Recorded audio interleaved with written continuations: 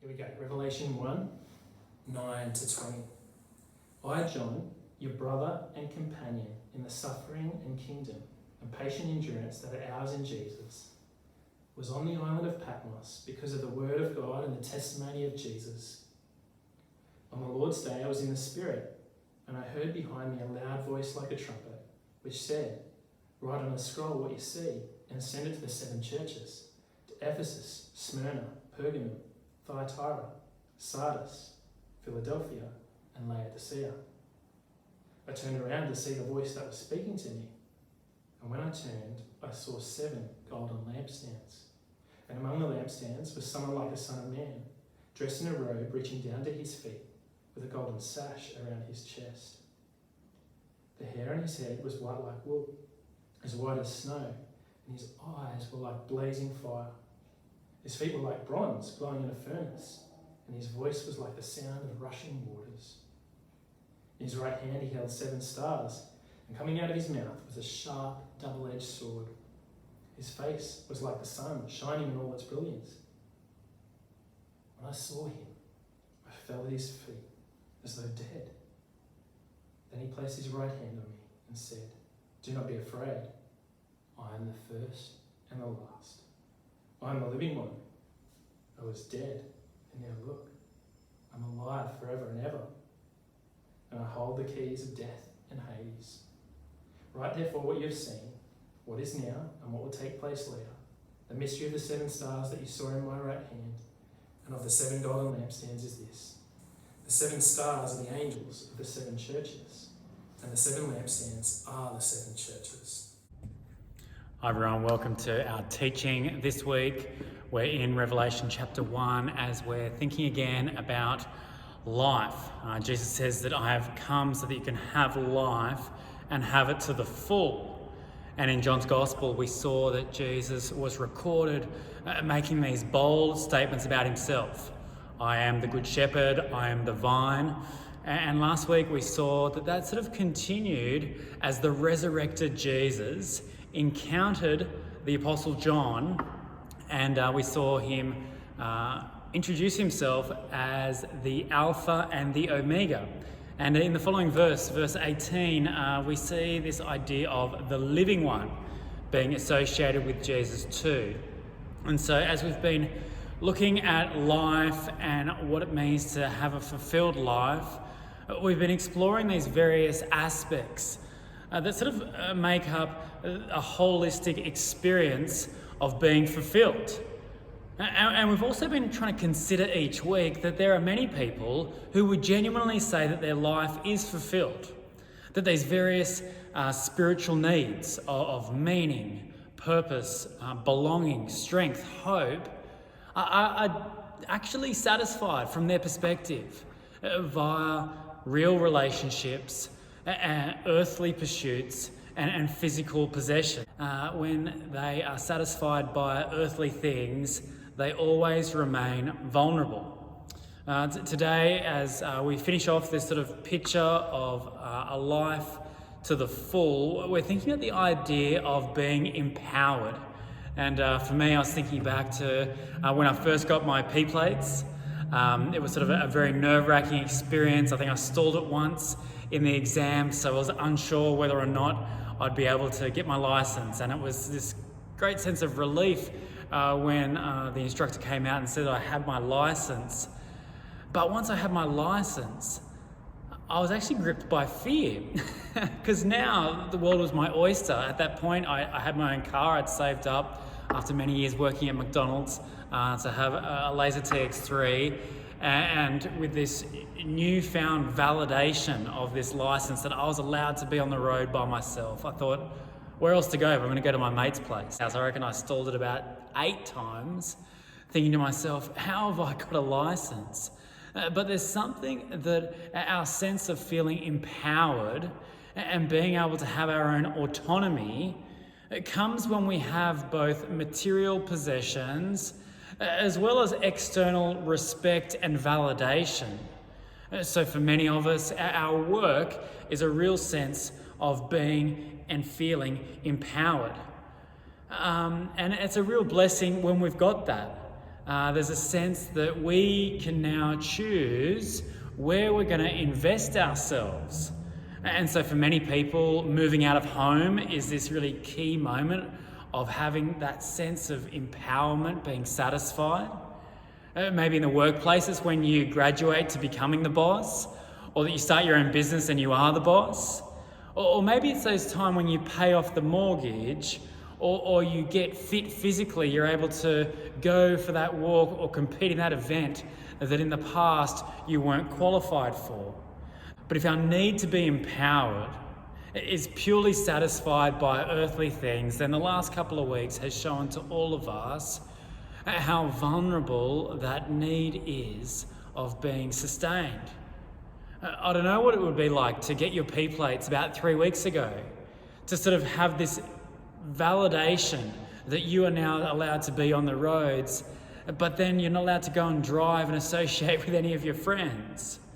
Even those who have finally become bosses of major operations, they're now being told to shut down by government or the regulations. That financially, perhaps some people who have established a new business, it now has just shrunk to nothing overnight. Even homeowners who have got to that point of paying off the mortgage have, perhaps in the last couple of weeks, seen at the same time their superannuation just decline rapidly. And then for all of us, as we've been moved into social isolation, where the four walls around us are to be where we spend most of our time, there is a sense that our empowerment is diminished. And so the political leaders have been saying it all week, haven't they?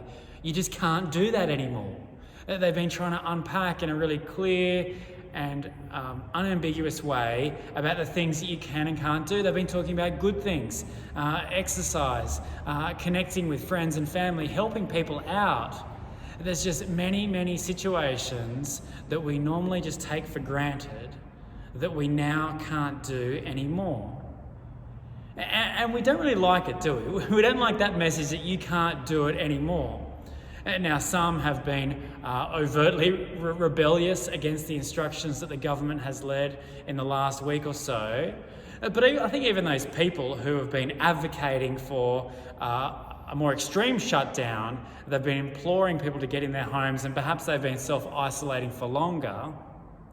I think they would even sense that this is only for a temporary measure in light of these extreme circumstances. Because everyone knows that to be empowered makes life worth living. But the last couple of weeks have shown me how much we take it for granted.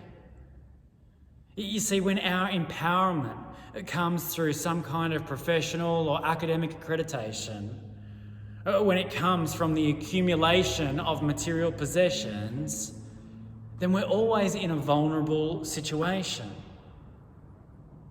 Now, for most of us, these clouds that have come hanging over us have brought about temporary restraints to our ability to live a life that we desire. But at the very same time, over the last couple of weeks, more permanent clouds have no doubt been coming over people's lives. In the same hospitals as doctors are discussing COVID strategies and people are working out how to care for patients with that disease, the same conversations that have been having week in, week out, that you'll never be able to walk again, or that there are no more treatment options, or that phone call to the household of the cyclist who was killed on Parramatta Road yesterday, that you're never going to see your loved one again. You see, in the midst of this pandemic, normal death has just been continuing its pathway. Somewhat ambiguously, people are getting permanent clouds over their life. Life is not being changed for just the next 3 months, but people's lives are being turned upside down forever. You see, people are being disempowered right now all across the globe. Some in temporary ways for foreseeable futures, others in more permanent ways that's going to radically change their expectations and experience of life. Maybe you're sitting there and thinking, well, I've sort of got off unscathed. I've still got my job. I'm not in great physical threat from this virus. I actually don't mind working from home. But perhaps there's sort of glimpses of where you're being disempowered by those around you. Perhaps you've realised once you've started working from home that your boss really is a micromanager. That they sort of subtly or overtly are suspicious of your productivity from home. Isn't that sort of an empty feeling? When someone's always looking over your shoulder, questioning the way that you're approaching things? Which I think is probably why we're so often in these times when so much of what empowers us is stripped from us, that we look for other ways to be validated. You've probably seen across all the socials this, whole range of challenges that people are embarking on in isolation, whether it's fitness related or doing household chores or cooking or reading or singing. We want to empower ourselves. So the new restrictions come into play about where we have to be. And so we look for things to challenge us because we want our spiritual need to feel empowered, to be satisfied. We're deeply longing to live a fulfilled life, even while we're in home isolation. And so that's where I think our passage today is keenly relevant, because we're hearing from a guy who was in enforced isolation. John, by the time he's written the book of Revelation, is exiled on an island. It's called Patmos. And the Roman Empire has shipped him there. It's a little bit like the Australians who have come back from overseas in the last week and now they're put up in hotels, constrained in isolation, not because they're criminals, but because they pose some threat. And so unlike the Apostle Paul, who was imprisoned for his proclamation of the gospel, the Apostle John, when he's on Patmos, has sort of just been... He's been shipped there by the empire because they're just annoyed by him. There's nothing that they can really pin to him as being criminal activity. And so he still has his freedom. He hasn't got a guard overlooking him there. And he's still got a range of influence. It's just that he's been removed and he's isolated. And Zoom wasn't around then and the messaging isn't instant. So his ability to connect with those whom he knows and loves, to be able to influence the state of the church around, is restricted. It's changed. And so we see here in this encounter that he has with the risen Jesus, that Jesus asserts to John who he is before he instructs him on what he wants him to do. And so we saw last week this idea of Jesus proclaiming that he's the first and the last, and it really emphasises his eternalness. And now sometimes we, in these moments that we're experiencing at the moment, and John was probably experienced there, of sort of doubt, when you're sort of left to your own thoughts, you can have some weird tangents and find some real questions for God. Often I think in isolation that those questions, especially in the midst of suffering, sort of centre around God's sovereignty. So perhaps John is scratching his head and thinking, well, Jesus, if you've got purposes for me, why am I stuck on this island? Do you not have the power to get me free from here? Do you not care about how this is affecting me? So too we can be having those same questions. God, can't you see there's a pandemic happening over the world? Do you either not have the ability to fix it, stop it, or is it that you just don't care? Perhaps with those questions of God that are our natural inclination, we're a little bit like that micromanager. Sort of looking over God's shoulder and thinking, well, can't you see this that I'm experiencing? Are you actually doing anything? Are you qualified for this job? Jesus wants John to realise and remember that he's eternal, that he is the living one. And this statement is rich in Old Testament heritage. In Joshua 3, verse 9 to 10, Joshua said to the Israelites, "Come here and listen to the words of the Lord your God. This is how you'll know that the living God is among you, and that he'll certainly drive out those who are before you. Or in Psalm 42, as the deer pants for the streams of water, so my soul pants for you, my God. My soul thirsts for God, for the living God. When can I go and meet with God? Or in Hosea 1:10, yet the Israelites will be like the sand on the seashore, which cannot be measured or counted. In the place where it was said to them, you are not my people, they will be called children of the living God. And Jesus is asserting his connection again with God the Father, the source of life. And he's reminding John in the midst of his isolation that he is indeed eternal. Jesus is the living one. And so it adds breadth to this claim of being the first and the last. Jesus alone is the one who brings life. And so all that stands opposed to life, whether it's these material things that people pour their time and their hearts into, but eventually fade and fizzle, or whether it's death itself, Jesus is showing himself in contrast. And now this is pivotal because this is the man who has defeated death, now making assertions about his identity as the living one. All the power that death holds, that it's the end point for humanity's life, have been overcome. They've been stripped of all power in regards to Jesus. He has shamed them. And so he, in his presence as a resurrected being, as the living one, is establishing an authority. Jesus is truly someone who needs to be listened to. And so I think in this graph, maybe for the engineers, this is sort of a helpful way of thinking about it, that with the green line there, our sense of the security and the importance of material things as we go through life. The horizontal axis is sort of our age, and the vertical axis is somewhat of our appreciation of things. Over time, it rates highly. If we compare that, to be honest, with our faith, I think most of us would acknowledge that our faith in God, in what is unseen, is lower in most periods of life. But as we approach death, this end point, I think for most of us, our physical possessions or our professional accreditations, they diminish.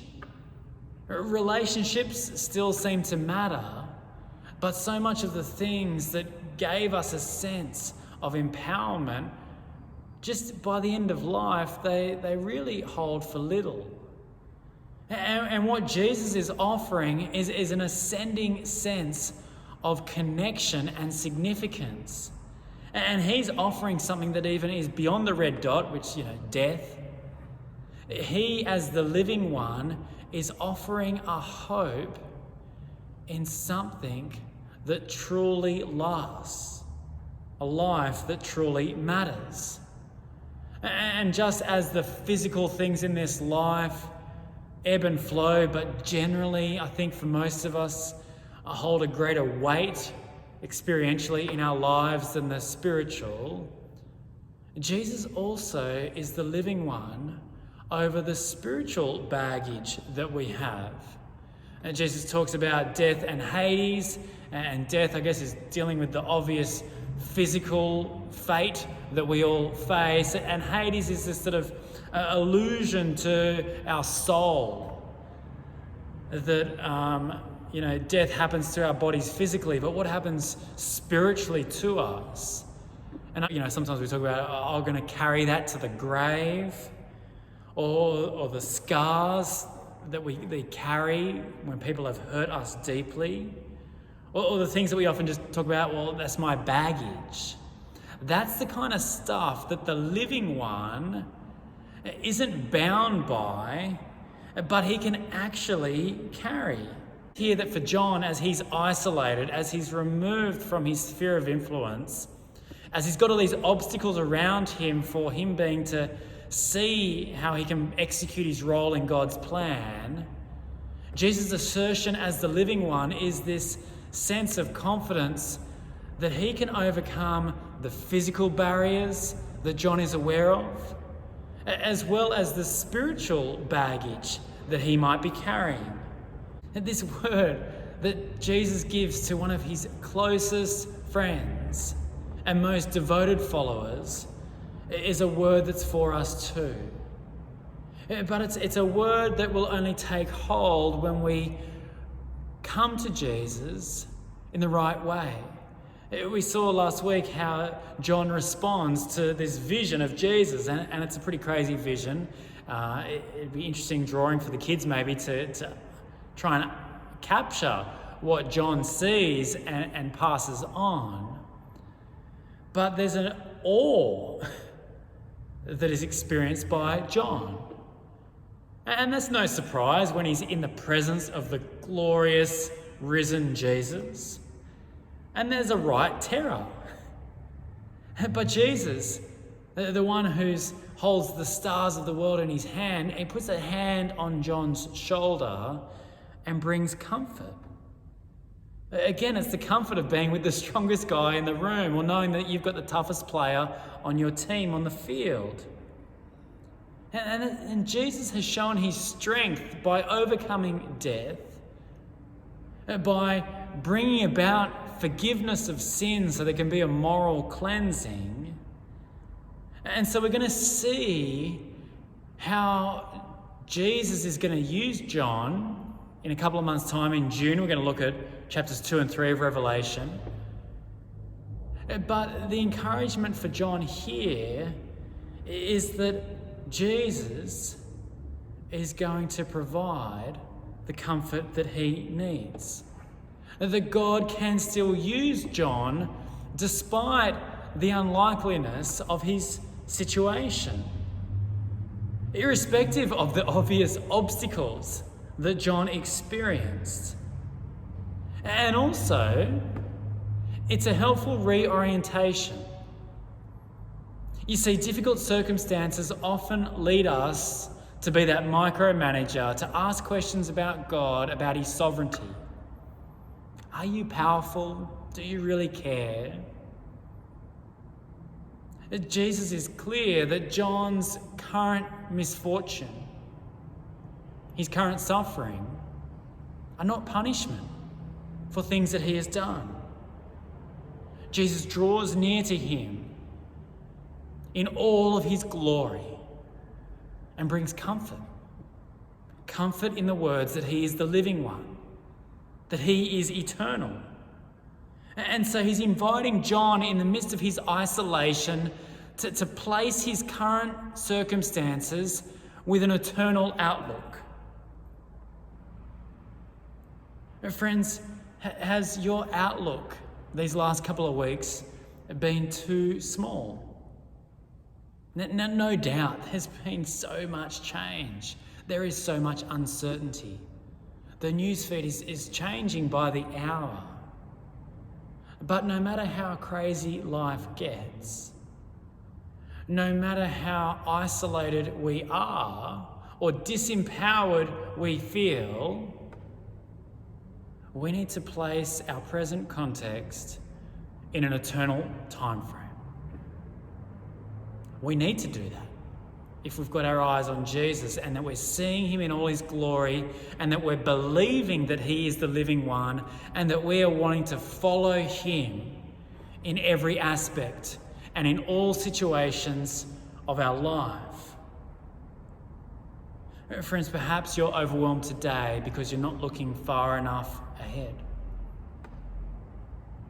Friends, Jesus is the living one.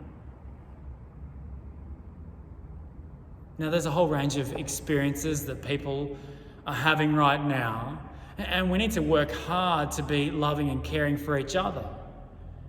Now, it seems that, perhaps the extroverts are being overwhelmed by their inability to interact and to gain energy from others, whilst the introverts are secretly loving now, but dreading the intensity when life goes back to normal. Whether you're dreading the now or that you're fearing tomorrow, whether you've lost your job or you're fearful for the safety of loved ones. Friends, take this word that Jesus is the living one.